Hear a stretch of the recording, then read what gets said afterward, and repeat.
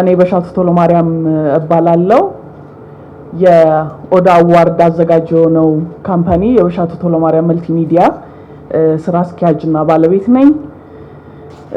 በስተቀኝ አቶ ተሾመ ተክሉ ይገኛሉ። በቱሪዝም ሚኒስቴር የቱሪዝም ፕሮሞሽን መሪ ስራ አስፈጻሚ ናቸው። በስተግራይ ደግሞ ቦሰና ዴሬሳ ይገኛል። የኦዳ አዋርድ እንዲሁ አዘጋጅ ነው። ዛሬ እዚህ የተገናኘነው ስለ 9ኛው ኦዳ አዋርድ አጠቃላይ ዝግጅታችን ምን ይመስላል፣ በእለቱስ ምን እንጠብቃለን የሚለውን ዝርዝር ጉዳይ ለመነጋገር ነው። እንደምታውቁት ኦዳ አዋርድ ከዛሬ 9 ዓመታት በፊት መነሻውን የአፋን ኦሮሞ የኪነ ጥበብ ስራዎችን ማወዳደርና ማበረታታት አድርጎ የተነሳ በጊዜ ሂደት ግን የተለያዩ የሀገራችን ቋንቋዎችን እየጨመረ ከ7ኛው ኦዳ አዋርድ ጀምሮ ደግሞ ከሀገራችንም ወጥቶ ኢስት አፍሪካን ሱፐርስታር በሚል መጠሪያ ከምስራቅ አፍሪካ የተገኙ ጥበባዊ ስራዎችን በተለይ ሙዚቃን የውጭ ጉዳይ ሚኒስቴር እንዲሁም ደግሞ ሀገራችን ከሚገኙ ኤምባሲዎች ጋር በመተባበር አሸናፊዎችን በመምረጥ ከ30 በላይ ተሸላሚዎችን እዚህ ሀገራችን ጋብዞ ለመሸለም በቅቷል። በዚህ ሂደት በጣም ትልልቅ የሆኑ ኢስት አፍሪካ ላይ ተጽዕኖ ፈጣሪ የሆኑ ድምፃውያን እነ ኤዲ ኬንዞ ማንሳት ይቻላል መተው ለመሸለም የቻሉበት ዝግጅት ነበረ። 9ኛው ኦዳ አዋርድም ልክ እንደቀደሙት ሁሉ አዳዲስ ነገሮችን ይዞ ከፍ ባለ ደረጃ ለማድረግ ነው ዝግጅታችንን አጠናቀናል። የዘንድሮ ኦዳ አዋርድ በአዲስ አበባ ኮንቬንሽን ሴንተር ህዳር 30 የሚካሄድ ይሆናል። ከቀኑ 10 ሰዓት ጀምሮ ዝግጅቱ የሚካሄድ ነው የሚሆነው። በዚህም ዝግጅት ላይ በተለይ ሙዚቃ ላይ አተኩረን ካሁን በፊት በተለያዩ ዘርፎች ላይ በተለይ በአፋን ኦሮሞ የተሰሩ የኪነ ጥበብ ስራዎችን በመጽሐፉም በፊልሙም ስንል ነበር። አሁን ግን ሙዚቃ ላይ ብቻ አተኩሮ በተለይ ደግሞ ሀገራችን ላይ ጥበባት የሚሰሩባቸው ትልልቅ ቋንቋዎች አሉ። አድማጭም የጥበብ ስራዎችን በርካታ ስራዎች የሚሰሩባቸው ቋንቋዎች ከነዛ መካከል ተጽዕኖ ፈጣሪ ናቸው ብለን ያሰብናቸውን መርጠን እንዲሁም ደግሞ እንደተለመደው ከኢስት አፍሪካ ብቻ ሳይሆን ከመላው አፍሪካ የተወጣጡ ከ13 ሀገራት የሚመጡ የአፍሪካ ጥበበኞችንም የምንሸልምበት ዝግጅት ይሆናል።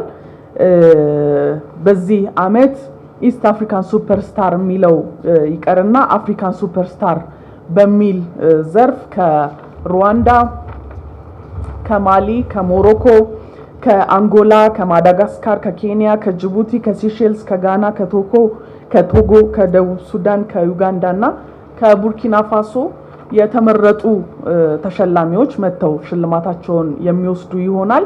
ከዚህም ባሻገር አህጉራችን ላይ አሉ የተባሉ ተጽዕኖ ፈጣሪ ቲክቶከሮችም እዚህ ተገኝተው አዋርዱን ለተከታዮቻቸው የሚያደርሱ ይሆናል። ከሀገር ውስጥ ሽልማቶች መነሻችን በሆነው በአፋን ኦሮሞ ደግሞ የአመቱ ምርጥ ተጽዕኖ ፈጣሪ አርቲስት፣ የአመቱ ምርጥ ቪዲዮ ክሊፕ፣ የአመቱ ምርጥ ሴት ድምፃዊት፣ የአመቱ ምርጥ ወንድ ድምፃዊ የሚሸለሙ ይሆናል። የህይወት ዘመን ተሸላሚያችንም እንዲሁ የሚሸለም ይሆናል። በዚህ አመት የህይወት ዘመን ተሸላሚ የሆነችው እጅግ ምንወዳት ምናከብራት ስራዎቿን ሁሌም ምንሰማ ምናደንቃት ብዙነሽ በቀለ ናት። የዘንድሮ የህይወት ዘመን ተሸላሚያችን የምትሆነው። ከዛ ባሻገር ግን ቀደም ሲል ለመጥቀስ እንደሞከርኩት ቋንቋው የተመረጡ በባህል ዜማቸው የሚታወቁም ድምፃውያን እንዲሁ ተሸላሚ የሚደረጉበት ይሆናል። ካሁን በፊት እንደምታውቁት 60% በዳኞች ምርጫ የተቀረውን ደግሞ 40% በኤስኤምኤስ ምርጫ ነበረ ስናደርግ የነበረው። በዚህኛው አመት ግን በwww.odaaward.com ዌብሳይት ላይ በመግባት አድናቂዎች በቀጥታ የሚፈልጉትን የጥበብ ስራ እንዲመርጡ እድል አመቻችተናል። ፒፕልስ ቾይስ አዋርድ ነው የሚሆነው ማለት ነው። ፍጹም በአድናቂዎች ወይንም በተከታዮች ምርጫ ብቻ የሚሆን ሽልማት ነው የሚሆነው በዚህ አመት። ዛሬ ይጀመራል ምርጫው። መምረጥ የፈለገ አድናቂ ነኝ እንትና ማሸነፍ አለበት የሚለውን ሰው ገብቶ www.odaaward.com ላይ መምረጥ ይችላል። ከዛ ባሻገር ግን ከቀናት በኋላ ደግሞ በቴሌብር ሱፐር አፕም ላይ ገብቶ እንዲሁ መምረጥ የሚችልበት ሁኔታ ይመቻቻል። በዚህ አመት እንግዲህ ለየት ያሉ ነገሮች ብለን ያሰብናቸው እነዚህ ናቸው። በጥያቄና መልስ ሂደቱ ደግሞ ነገሮችን እያጠራን እንሄዳለን። አላማችን ኢትዮጵያን እንደምታውቁት የአፍሪካ ህብረት እዚህ መቀመጫ ከመሆኑ አንፃር ብዙ ስብሰባዎች ይካሄዱባታል፣ የፖለቲካል ውሳኔዎች ይወሰኑባታል።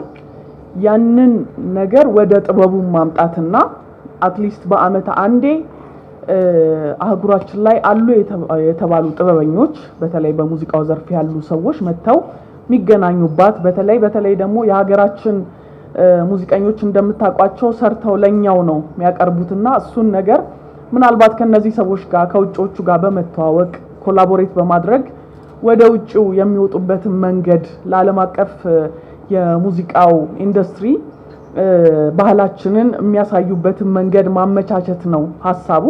ከዛ ባሻገር ደግሞ እነዚህ ሙዚቀኞች ሀገራችን ኢትዮጵያን እንዲያቋት እንዲረዷት በብዙ መንገድ ያው ስለ ኢትዮጵያ ያላቸው አመለካከት የራሳቸው ይኖራቸዋል፣ ግን ኢትዮጵያችን ናት የሚለውን ነገር ኦዳ አዋርድን ምክንያት በማድረግ ወደ ሀገራችን በማምጣት ለማሳየት መሞከር ነውና ቀደም ሲል ለመናገር እንደሞከርኩት ባለፉት 2 አመታት ከ30 በላይ ጥበበኞች በኦዳ አዋርድ ምክንያት እዚህ ሀገር መተው ነበረ። ትልልቅ የሚባሉ በግራሚ የግራሚ አሸናፊ ሁሉ የሆኑ ሙዚቀኞች መተው ያውቃሉ። እነዚህን ሙዚቀኞች ግን ሀገራችንን ለማሳየት ከተማችንን ለማስጎብኘት እድሉን አላገኘንም ነበረ። በዚህ አመት የቱሪዝም ሚኒስቴር ይህንን ኃላፊነት ወስዶ በኦዳ አዋርድ ምክንያት የሚመጡትን እንግዶች በሙሉ ከተማዋን ብንችል ደግሞ ወጣም ብለን አካባቢዋን እናሳያለን፣ ይህን ኃላፊነት እኛ እንወስዳለን ብለው ኃላፊነት ወስደዋል። ለሱም ምስጋና ማቅረብ ፈልጋለሁ። ከዛ ባሻገር የኢትዮጵያ አየር መንገድ ከ300 በላይ ለሚሆኑ ተጓዦች ከፍተኛ ቅናሽ በማድረግ ከውጪ ኦዳ አዋርድን ብለው ለሚመጡ ሰዎች የትኬት ዋጋ ላይ ቅናሽ ለማድረግ ተስማምቷል። አሁን ያለንበት ሆቴል ዲሊዮፖልም ኦዳ አዋርድን ብሎ ለሚመጣ ከዲሴምበር 6 እስከ 11 ድረስ ኦዳ አዋርድን ብሎ ለሚመጣ ሰው ሁሉ 30% የሩሞች ዋጋ ላይ ቅናሽ አድርጓል። እናንተም መጠቀም ትችላላችሁ። ከኦዳ አዋርድ ሲዘጋጅ በብዙ ድርጅቶች ትብብር ነውና በዚህ ሂደት ውስጥ የውጭ ጉዳይ ሚኒስትርም እነዚህን እንግዶች ወደ ሀገር ውስጥ በማምጣት ሂደት ውስጥ አብሮን እየሰራ ይገኛል። እነሱንም ማመስገን ፈልጋለሁ። ከዛ ባሻገር ኢቨንቱን በተለያየ መልኩ እየደገፉልን የሚገኙ በጣም ትልልቅ ተቋማት አሉ ከኛ ጋር። ሁሉንም እጅግ አድርጌ ማመስገን ፈልጋለሁ።